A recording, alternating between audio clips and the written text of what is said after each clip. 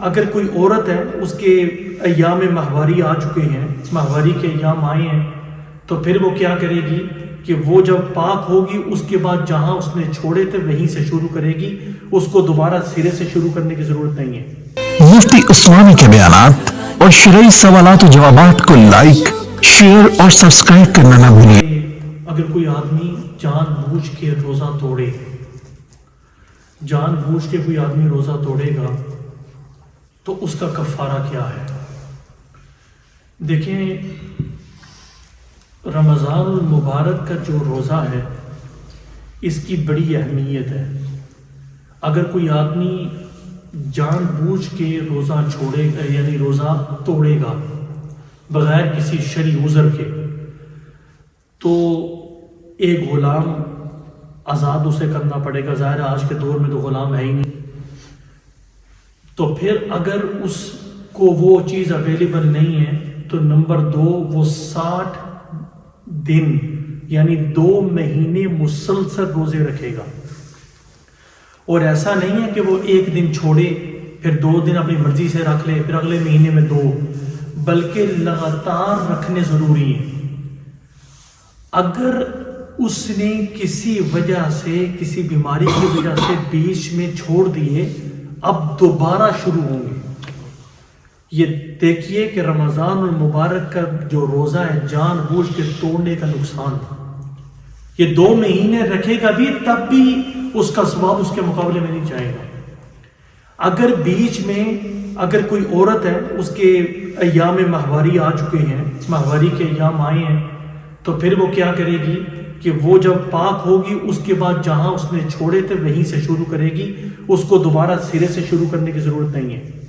لیکن اگر کوئی عورت 2 مہینے کے یعنی کفارے کے روزے رکھ رہی تھی کہ اس کی ولادت، بچے کی ولادت ہو گئی اور نفاس کا جو زمانہ ہے وہ آ گیا، اب وہ کیا ہوگا کہ اسے دوبارہ سرے سے رکھنے پڑیں گے۔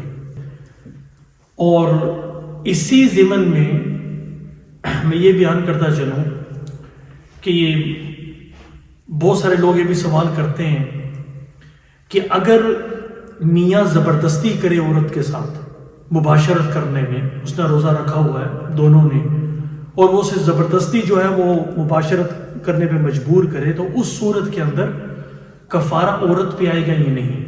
دیکھیں، اگر عورت کو مجبور کیا جائے اور خامد کی طرف سے مجبور کیا جا رہا ہے اور وہ مجبور ہو گئی ہے، تو اس صورت کے اندر کفارہ صرف مرد پہ ہوگا۔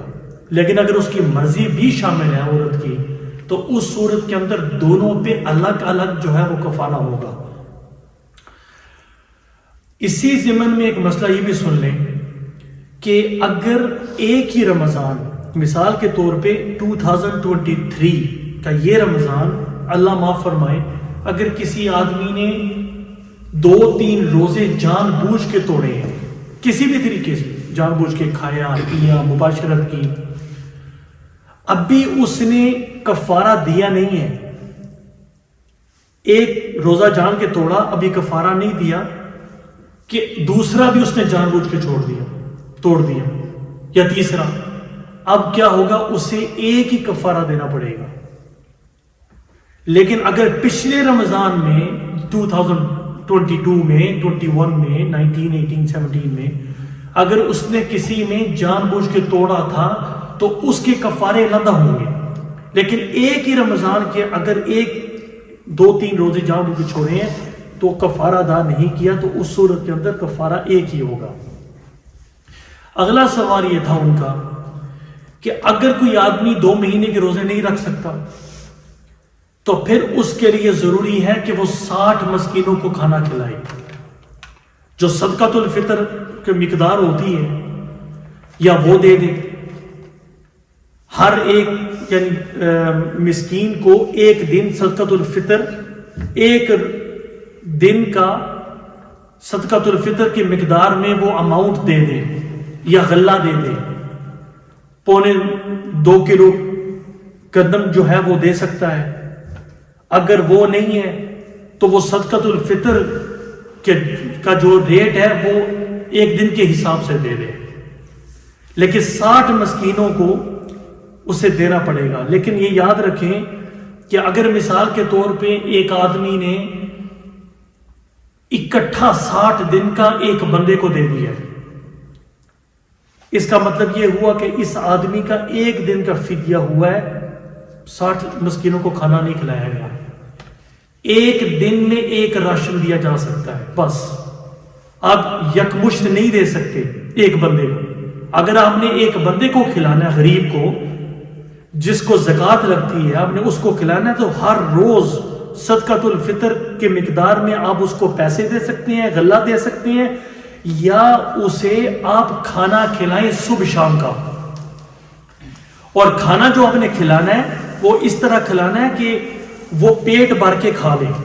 ایسا نہیں ہے کہ اگر اس نے صبح ناشتہ کیا ہوا تو آپ اس کو اور جا کے وہ کہیں کہ بھئی یہ آپ یہ بھی کھائیں. ایسا نہیں، پیٹ خالی ہونا چاہیے اس کا. اسی وجہ سے چھوٹا بچہ جو ہے وہ کفارے کا جو ہے وہ اگر آپ کھانا اسے کھلائیں گے تو وہ صحیح نہیں ہے. آپ کو کسی بالغ شخص کو یا قریب البلوغ جو بالغ ہونے والا لڑکا ہو اسے کھلانا پڑے گا جو جس کو زکوٰۃ لگتی ہے، اور 2 ٹائم کا اتنا وہ کھا لے کہ اس کا پیٹ بھر جائے. اگر اس نے پہلے ہی کھایا ہوا ہے پھر معتبر نہیں. اگر کسی شخص نے 120 لوگوں کو کھانا کھلا دیا اکٹھا تو وہ بھی صحیح نہیں ہے. اس کا مطلب یہ ہوا کہ اس نے 60 لوگوں کو کھانا کھلایا، اب 60 باقی ہیں. آپ ہر روز بھی کھلا سکتے ہیں صبح شام، بیچ میں وقفہ بھی کر سکتے ہیں، ہر روز بھی کر سکتے ہیں، یا آپ آج دیا 3 دن کے بعد دیا وقفہ بھی کر سکتے ہیں، کوئی مسئلہ نہیں ہے. تو یہ مختصر مسائل تھے اس حوالے سے جو انہوں نے سوال کیا. اب اگلا سوال یہ تھا کہ بعض ایسے غریب لوگ ہوتے ہیں جو یا بعض ایسے لوگ ہوتے ہیں جو نہ روزے رکھ سکتے ہیں 2 مہینے کے، اور ان کا سوال یہ تھا کہ نہ میں روزے رکھ سکتا ہوں اور میں اتنا غریب ہوں کہ میرے پاس تو خود مال نہیں ہے، میں تو 2 ٹائم خود کھانے کے لیے تیار نہیں ہوں، تو میں کفارہ کہاں سے دوں.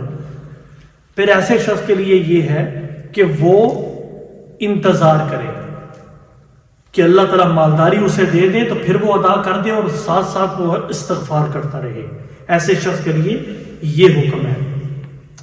اگلا مسئلہ یہ تھا، اور یہ بڑا کامن وسوسہ لوگوں کو آتا ہے، کہ وضو کے دوران جب ہم نے روزہ رکھا ہوا ہے اور وضو کے اندر جب ہم کلی کرتے ہیں اور کلی کر کے پانی کو باہر پھینکتے ہیں، وہ تری جو ہمارے یہاں لگی ہوتی ہے منہ کے ساتھ یا منہ کے اندر ہمیں تری محسوس ہوتی ہے، تو لوگوں کو یہ وسوسہ ہوتا ہے کہ ہمارا روزہ ٹوٹ جاتا ہے. دیکھیے، اگر آپ نے کلی کی، کیونکہ کلی کرنے سے روزے میں کوئی فرق نہیں پڑتا. حضرت عمر فاروق رضی اللہ تعالیٰ عنہ پیغمبر صلی اللہ علیہ وسلم کے پاس آئے اور کہا کہ اللہ کے رسول، آج میں نے بہت بڑا کام کر لیا. آپ نے کیا کیا عمر؟ آج میں نے اپنی بیوی کو بوسہ دے دیا روزے کی حالت میں. اللہ کے رسول صلی اللہ علیہ وسلم نے فرمایا کہ اگر آپ کلی کرتے وضو کی حالت میں تو کیا ہوتا؟ اللہ کے رسول، کچھ بھی نہیں. آپ نے فرمایا کہ روزے کی حالت میں بیوی کو بوسہ دینے سے روزہ نہیں ٹوٹتا، لیکن یہ کرے وہ جس کو کنٹرول ہو اپنے اوپر. اور رسول اللہ صلی اللہ علیہ وسلم کے بارے میں آتا تھا کہ آپ علیہ السلام روزے کی حالت میں اپنی بیویوں کو بوسہ بھی دیا کرتے تھے.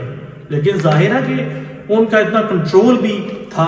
اگر کوئی آدمی جس کا کنٹرول اسے پتا ہو کہ میں اس حد سے نہیں بڑھوں گا، شریعت کی حدود کو نہیں چھوؤں گا، اس کے لیے بوسہ دینا کوئی پرابلم نہیں ہے.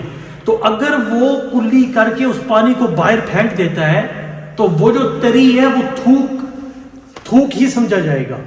اگر وہ اس کے ساتھ تھوک کے ساتھ مل کے اندر چلی جاتی ہے تو اس سے روزے پر کوئی فرق نہیں پڑتا. پریشان ہونے کی ضرورت نہیں ہے اس میں.